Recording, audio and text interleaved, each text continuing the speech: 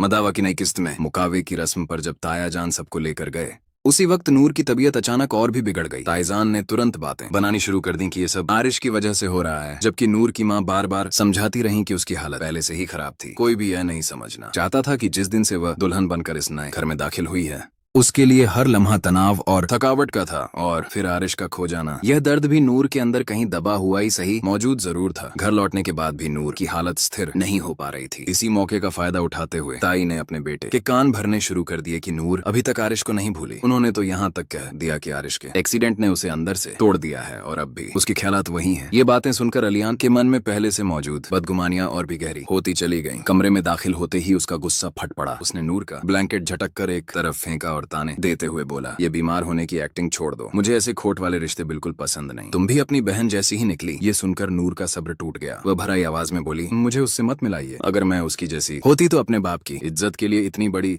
कुर्बानी ना देती।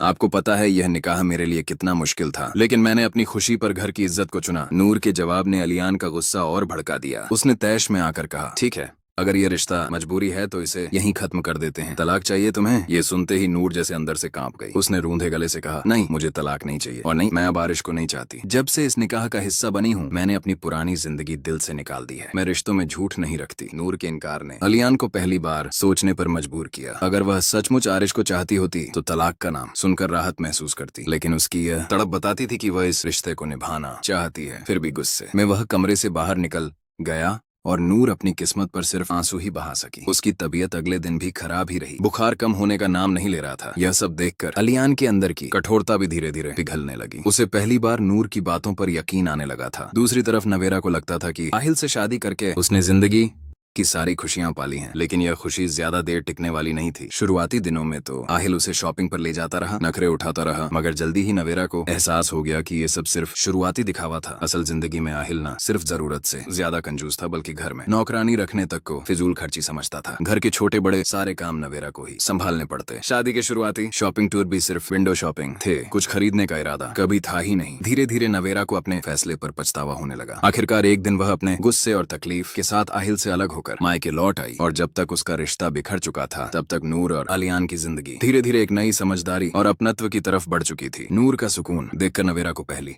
बार समझ आया कि किस्मत कभी